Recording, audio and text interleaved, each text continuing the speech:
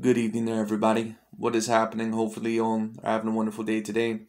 So, I thought that I would talk about the recent victory that Scottish fighter Josh Taylor recently just had over Jose Ramirez and ended up unifying the whole entire 140-pound division. Let me make sure I say Scottish fighter because whenever I say British fighter, certain people correct me and say that he's Scottish. So, it is what it is. Anyway, when it comes down to it, congratulations to Mr. Josh Taylor for unifying the whole entire 140-pound division. And my prediction ended up being correct. I thought Josh Taylor would end up winning this fight. I said that he would have to win this fight by domination in order to win it. And in my opinion, that is exactly what he did. Now, certain people may disagree. I've seen Andre Ward, I've seen his scorecard, and even though he clearly had Josh Taylor ahead 115 to 111, I still even thought that that was a bit too close because that means that it would have been 7 rounds to 5. I thought personally, and this is just my personal opinion, I thought this was about a 9 rounds to 3, 8 rounds to 4 fight. Now, of course, the first, impression is always going to be different from the second or the third. I'll have to watch this fight again. And I can understand maybe 8 rounds to 4, but the scorecards, the scorecards that I seen at the end were really surprising, which every single one of them had 114 to 112, which is pretty darn interesting. So that means that in my prediction video, I was correct that if Josh Taylor was not going to dominate this fight, he was not going to win this fight. As I said, Top Rank and overall, that company, they had a lot of chips with Jose Ramirez when it came down to it, and he was the A side. And that's what you really need to do in boxing. Many people always say that you have to beat the champion. Well, in this situation, they were both champions, and they both had 2 belts. And Josh Taylor actually was the slight favorite heading into this fight. I believe he actually was the Ring Magazine champion heading into this fight. But he was not the A side. Jose Ramirez was, so it is what it is. Once again, Josh Taylor needed to dominate this fight in order to win this fight. And they still barely gave this fight to him, which is kind of what I predicted. But congratulations to Mr. Josh Taylor for winning this fight. I thought personally that he fought a little bit too much on the inside with Jose Ramirez for my liking. I think that he took a little bit too many shots. I thought overall at times that he waited a little bit too long for his offense to go off, which is maybe why Ramirez stole some of those rounds. In my opinion, I don't think it was enough because I don't think Jose Ramirez really was landing a lot in the second half of the fight.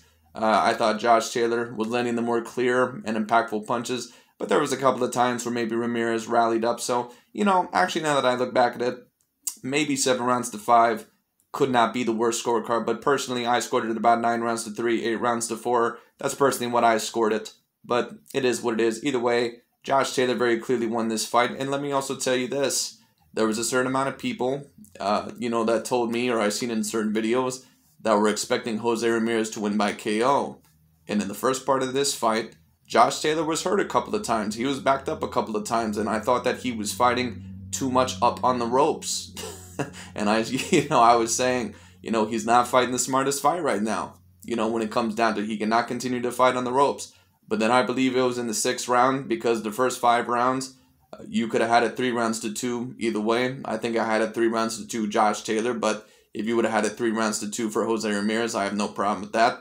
But then in the 6th round, I believe is when Josh Taylor ended up landing a very excellent counter on Jose Ramirez. Jose Ramirez threw a right hand, and Josh Taylor was able to do a pull counter, and he landed a left cross that devastated Jose Ramirez and knocked him on his ass.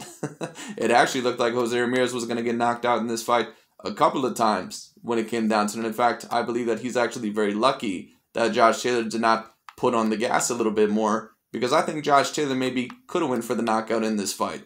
But why try to risk that? Jose Ramirez is very decently powerful. He's a very decent inside fighter.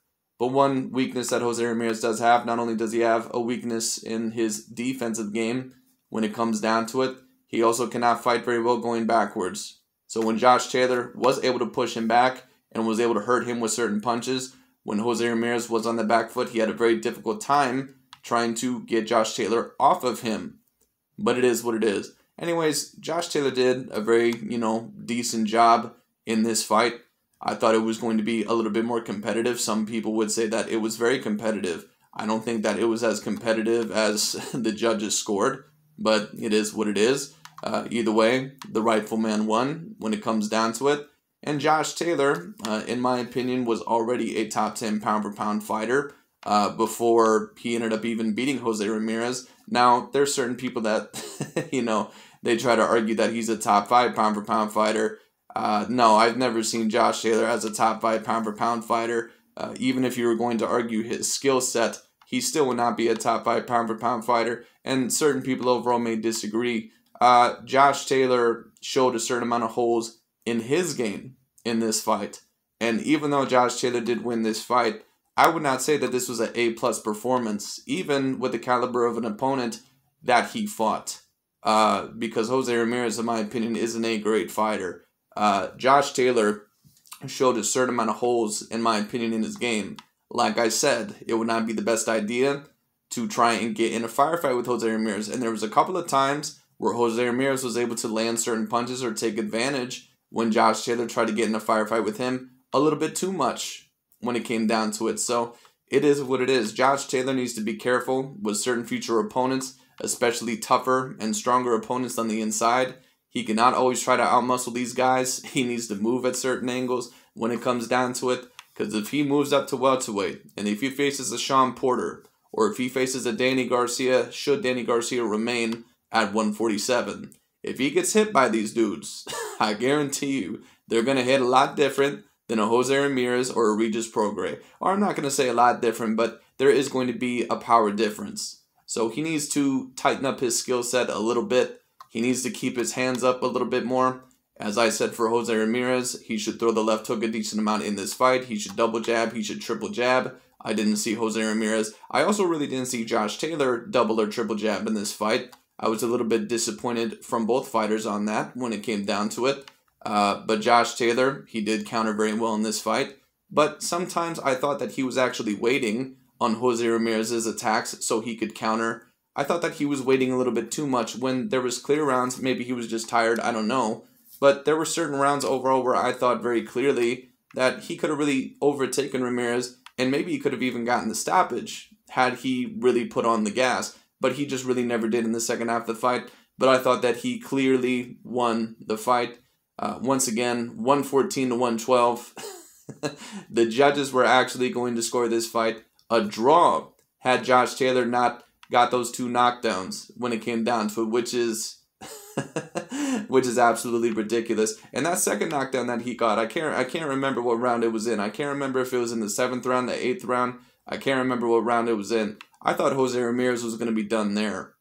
When he got hit with that good uppercut, I thought that he was done. And like I said, a certain amount of people, they just thought and came in here that Josh Taylor was, that he was going to get knocked out by Jose Ramirez. Like I said in my prediction video, I could see a knockout happening for either fighter. Don't underestimate Josh Taylor. I seen him hurt Victor Postol. I seen him hurt Regis Prograis. I seen him hurt a certain amount of other fighters. Josh Taylor has 17 fights, at least before this fight, and had 13 KOs. He's no ordinary puncher when it comes down to it. He's a very decent athlete, and Josh Taylor is a very decently great fighter. Now, let's just talk about the future for these two. What is next for these two? What is next for Jose Ramirez? Let's talk about the loser first, and that is not in any derogatory sense because Jose Ramirez, he showed a lot of heart in this fight. He gave it his all. He just came up very much short, but it is what it is. What is next for him? Well, maybe a fight against Regis Prograis to prove that you truly are the second best junior welterweight in the world, because after this fight, especially with the LDBC and new media and their narratives, because they don't like Jose Ramirez, they certainly are going to be arguing that Regis Prograis is certainly the second best junior welterweight in the world. That's what they're going to be arguing. So maybe Jose Ramirez can get in the ring with the Regis Prograis and overall say, no, I am officially, now nobody wants to fight for second best, obviously, but when it comes down to it, maybe he can fight Regis Prograis. I'm sure that Josh Taylor is probably not going to remain at that division for very long, and maybe Jose Ramirez can go for the vacant titles, and maybe he can try to revive his career there. Or maybe he'll also decide to go up to 147. There's some decent fights there. Maybe he thinks he's done enough at 140, and maybe he'll try to get a rematch with Josh Taylor at 147, because I don't think Josh Taylor is going to remain at 140 pounds for very long, but we'll see what happens. Jose Ramirez, a great fight for him, in my opinion, would be a Mikey Garcia. That would be a very decent fight. Maybe if Gervonta Tank Davis, if he is serious about facing either Jose Ramirez or Josh Taylor after that fight, after the Mario Barrios fight, we'll see how serious he is. When it comes down to it, maybe he can face a Gervonta Tank Davis. We'll have to see what happens. There's a multitude of options for him. Or maybe he just will decide to take a tune-up fight after a tough fight like this, because Jose Ramirez is going to have to recover for a while after this fight, because in my opinion, he didn't just get beat in this fight. He got beat up, but it is what it is. As for Josh Taylor, what do I think is next for him? Well, we'll see what happens. Maybe he could fight someone else at 140 pounds. Maybe he'll fight Jose Zepeda, or maybe he'll fight the winner of Gervonta Tank Davis versus Mario Barrios. But do I see that happening? No, I heavily doubt that that's going to happen. To me, it seems likely like they're going to try and set up the winner of this fight, which of course obviously now is Josh Taylor. It looked like they were going to try to set up the winner of this fight versus Terrence Bud Crawford, which I don't think is a bad fight when it comes down to it. But Josh Taylor is going to have to sharpen up a certain amount on his skills, because Terrence Crawford, and this is why a certain amount of the LDBC and new media, this is why they give Josh Taylor so much respect when it comes down to it, at least a part of the reason why I think, because at least new media, because if Terrence Crawford were to defeat Josh Taylor, they can say that Terrence Crawford defeated a very great fighter, and that is true. Josh Taylor, in my opinion, is a top 10 pound-for-pound fighter, and if Terrence Crawford is able to defeat Josh Taylor, especially in dominant fashion, that is the first official A-class fighter that I would say that Terrence Crawford would have ever beaten in his career. Because in my opinion, even though Josh Taylor did show a certain amount of holes in his game, he certainly is going to be more of a threat to Terrence Crawford than anyone he's fought at welterweight so far. Really, he's going to be more of a threat than anyone he's fought in his career so far. In my opinion, he's going to be more of a threat than what Yuriorkis Gamboa was, and he's also going to be more of a threat, certainly, than what Victor Postol was. So Josh Taylor is a very decent fight for Terrence Bud Crawford. I don't have a problem with that fight. Maybe Josh Taylor, maybe he'll decide to face someone else at 147 before he faces someone like a Terrence Bud Crawford. I don't really know what his decision is going to be, but it's going to be very interesting. Whatever Josh Taylor decides to do, I think it's going to be very interesting. He is a great fighter, and with what he has accomplished, I mean, the man has unified a whole entire division, and he does not even have 20 fights on his resume. The only fighter that was ever close to that recently, with that amount of fights on his resume, was Vasyl Lomachenko. Maybe Naoya Inoue as well, but I can't remember how close he was to unifying a complete division. Anyways, when it comes down to it, congratulations to Mr. Josh Taylor. I thought that it was a very interesting fight. I thought that it was a fight that Josh Taylor should have won very clearly. But like I said, he was going to have to be very dominant in this fight, or they were not going to give him the fight.